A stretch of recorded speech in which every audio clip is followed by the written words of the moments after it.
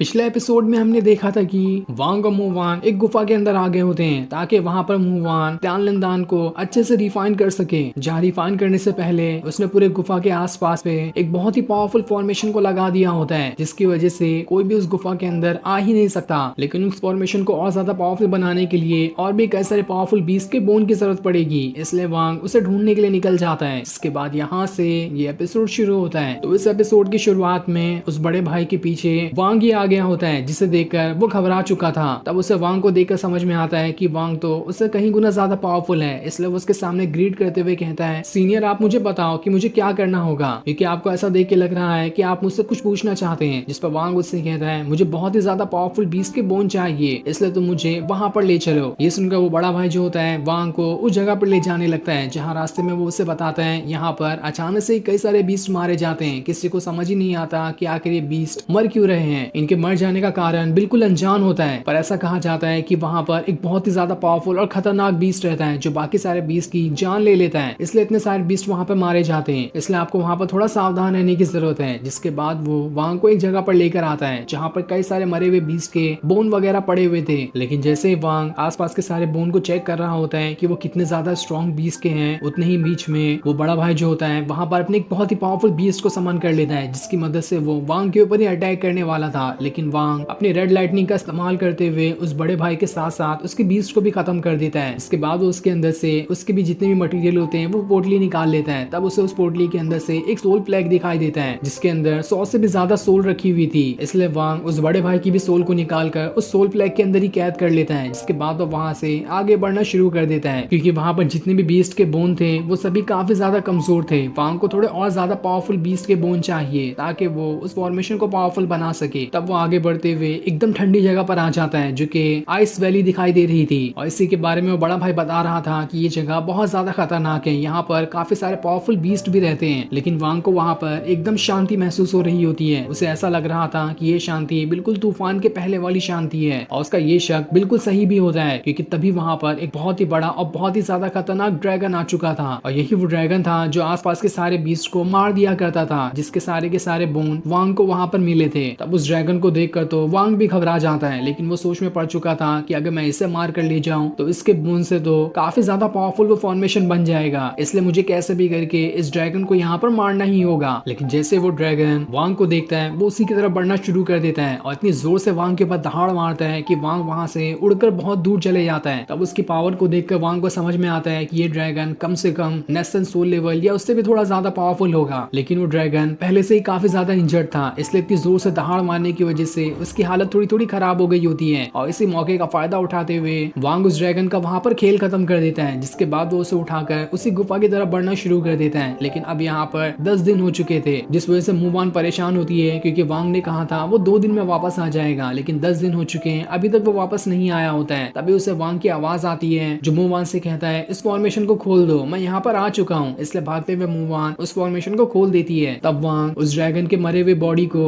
उस फॉर्मेशन के अंदर ले आता है, जिसे देखकर तो मुवान भी हैरान थी कि आखिर इस वांग ने इतने भयंकर ड्रैगन को कैसे मार दिया। इसकी मदद से जो ये फॉर्मेशन है वो कहीं गुना ज्यादा पावरफुल बन जाएगा और उसे तोड़ने की किसी के अंदर भी हिम्मत नहीं होगी। अच्छे से अच्छा नेशन सोल लेवल वाला कल्टीवेटर क्यों ना आ जाए, वो अपनी पूरी ताकत भी इस्तेमाल कर लेगा, तब भी वो इस फॉर्मेशन के अंदर नहीं आ पाएगा। तब मुवान को वांग की बॉडी पे कुछ चोट लगी हुई दिखाई देती है, इसलिए वो एक हीलिंग पिल और ड्रैगन का थोड़ा ब्लड निकाल लेती है ताकि वो उसका इस्तेमाल करते हुए उसे वांग को दे दे, जिस वजह से वांग की जितनी भी चोटें थी वो ठीक हो जाएगी और वो जल्द से जल्द अपना कल्टीवेशन भी कर सकता है। इसलिए वांग उस पिल और ड्रैगन के ब्लड को अपने पास रख लेता है, जिसके बाद वो वहां से आगे बढ़ना शुरू कर देता है। जिसे जाते हुए मुवान बस ये कह रही होती है, अब तुम जाकर अपना आराम करो, तब तक मैं इसके ड्रैगन की पूरी बॉडी को ठिकाने लगा कर आती हूँ। तब वांग जैसे ही अंदर आता है उसे वहां पर काफी सारे मटेरियल दिखाई देते हैं, जिन सभी का इस्तेमाल करते हुए मुवान ने 10 दिनों तक काफी सारे पिल बनाने का आधा से ज्यादा काम पूरा कर लिया था। ये देखकर तो वांग भी खुश हो जाता है, जिसके बाद वो उस जगह की तलाश करने लगता है जहाँ पर बैठ के वो कल्टीवेशन कर सकता है। तब उसकी रेड लाइटनिंग की पावर ही उसे एक जगह के पास लेकर आती है, इसलिए वांग फ्लाइंग स्वॉर्ड की मदद से उस जगह को तोड़ देता है और फिर वो उसके अंदर चले जाता है, क्योंकि यहाँ पर कल्टीवेशन करने से उसकी कल्टीवेशन थोड़ी फास्ट होगी, जिस वजह से वो वहीं पे बैठकर अपना कल्टीवेशन करना स्टार्ट कर देता है। जहाँ सबसे पहले वो हीलिंग पिल को खा लेता है, और जैसे वो उस हीलिंग पिल को खाता है उसके ऊपर जितनी भी चोटें लगी थी वो 1 सेकंड के अंदर ही ठीक हो जाती है। जिसके बाद वो वहाँ पर अपना कल्टीवेशन करना स्टार्ट कर देता है। जैसे जैसे वो कल्टीवेशन कर रहा होता है तो वहीं दूसरी तरफ तरफ मू वान जो होती है उस ड्रैगन की स्किन को काट कर वहाँ पर एक कवच बनाना शुरू कर देती है ताकि इसे पहनकर वांग जहाँ पर भी जाए उसे एक थोड़ी सेफ्टी मिल जाए। तो वहीं वांग अभी तक के अपना कल्टीवेशन किए जा रहा होता है, जिस वजह से उसकी बॉडी से भयंकर ऑरा बाहर निकल रहा था। और इस बार की कल्टीवेशन करने की वजह से उसके अंदर जो कोल्ड एक्साइलर होता है उसकी पावर पूरी तरह से कंप्लीट हो जाती है। ये देखकर तो वांग भी खुश था। जिसके बाद वो उस बड़े भाई के सोल फ्लैग के अंदर से एक सोल को बाहर निकालता है और उसके अंदर अपनी थोड़ी सी डिवाइन कॉन्शियसनेस डाल देता है। और जैसे वो उसके अंदर अपनी डिवाइन कॉन्शियसनेस को डालता है उसके बाद वो अपनी दूसरी वाली सोल को बाहर निकालता है। और जैसे वो सोल बाहर आती है वो छोटी वाली सोल को देखकर कहती है, अरे वाह, वांग ने तो मेरे लिए यहाँ पर एक सोल को लेकर आया है। इसलिए वो जल्दी से उस सोल को खा लेता है। तब ये देखकर वांग खुद में कह रहा होता है, अब मैं देखता हूँ कि अब तुम मुझे छोड़कर कैसे जा सकते हो। मैंने इसके अंदर अपनी डिवाइन कॉन्शियसनेस डाल दी है, इसके बगैर तुम कहीं पर भी यहाँ से नहीं जा सकते। तुम बहुत भागने की कोशिश करते थे ना, अब भाग कर दिखाना। लेकिन इस बारे में तो उस सोल को कुछ भी नहीं पता होता है कि आखिर वांग ने उस सोल के अंदर क्या करके रखा था। इसके बाद वांग वहाँ से बाहर निकल कर आ जाता है और मुवान के पास आकर कहता है, मैं यहाँ से बाहर जा रहा हूँ क्योंकि मुझे थोड़ा सा काम है। तब मुवान उसे रोकते हुए कहती है, रुक जा, मुझे तुम्हें कुछ देना है। जिसके बाद वो उसी कवच के पास आती है जिसे उसने उस ड्रैगन की स्किन से बनाया था और वो उस कवच को लेकर वांग के पास आती है, जहाँ वो उससे कहती है, इस कवच को पहन लो, इसे मैंने अपने हाथों से बनाया है और ये उस ड्रैगन की स्किन से बना हुआ है। ये स्किन इतनी ज्यादा पावरफुल है कि इसके ऊपर किसी भी पॉइजन का कोई असर नहीं होने वाला। अगर तुम एक बार इसे पहन लोगे तो तुम्हारे ऊपर दुनिया के कितने भी पावरफुल पॉइजन का अटैक क्यों ना हो जाए, तुम्हें उसका 1% भी असर नहीं होगा। ये देखकर वांग थोड़ा घबरा रहा होता है कि कहीं इसके अंदर मुवान ने कुछ गड़बड़ी करके ना डाल दी हो, वरना इससे तो उसकी जान भी जा सकती है, क्योंकि अभी तक उसने मुवान के ऊपर पूरी तरह से भरोसा नहीं किया था। तब इस चीज को मुवान भी समझ जाती है और वो वांग से कहती है, अगर तुम्हें ऐसा लगता है कि मैंने इसके अंदर कुछ मिला दिया है तो ठीक है, मैं इसे अभी फेंक देती हूँ, उसके बाद तुम आराम से जहाँ जाना चाहो वहाँ जा सकते हो। लेकिन ये चीज सुनकर वांग को मुवान की बातों पे भरोसा होने लगता है कि वो ऐसी हरकत तो कभी नहीं कर सकती। इसलिए वो एक कवच अपने पास रख लेता है और दूसरा उसी मुवान को देते हुए कहता है, इसे तुम पहन लेना क्योंकि तुम्हें भी अपनी सेफ्टी के ऊपर ध्यान देना होगा। और इतना कहने के बाद वो वहाँ से चला जाता है, जिसे जाते हुए देखकर मुवान काफी ज्यादा खुश हो रही होती है कि आखिरकार वांग को थोड़ा थोड़ा तो उसके ऊपर भरोसा हो ही रहा है। अब ऐसे ही करते हुए 3 महीने निकल जाते हैं और 3 महीने होने के बाद भी वांग उसी जगह पे बैठकर अपना कल्टीवेशन कर रहा होता है, जहाँ उसे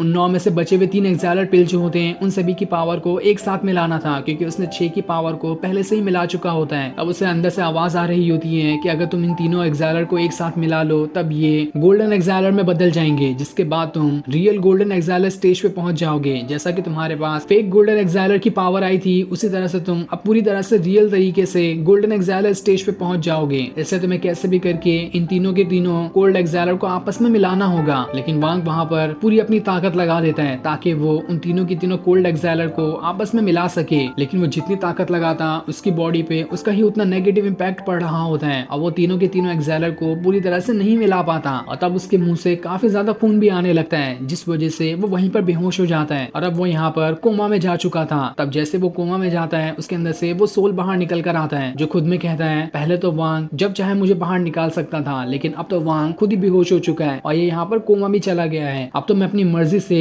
बाहर निकल कर आ सकता हूँ। अब मैं वांग को बताता हूँ कि इसने जितनी भी मुझे सबक सिखाया है उस सारी चीजों का बदला मैं आज वांग से लेकर रहूंगा और मैं हमेशा के लिए यहाँ से चले जाऊंगा। मुझे किसी का भी ऑर्डर मानने की कोई जरूरत नहीं होगी। जिसके बाद वो वांग की तरफ ही बढ़ना शुरू कर देता है और फिर ये सीन दिखाते ही ये एपिसोड यहीं पर एंड हो जाता है। Thanks for watching.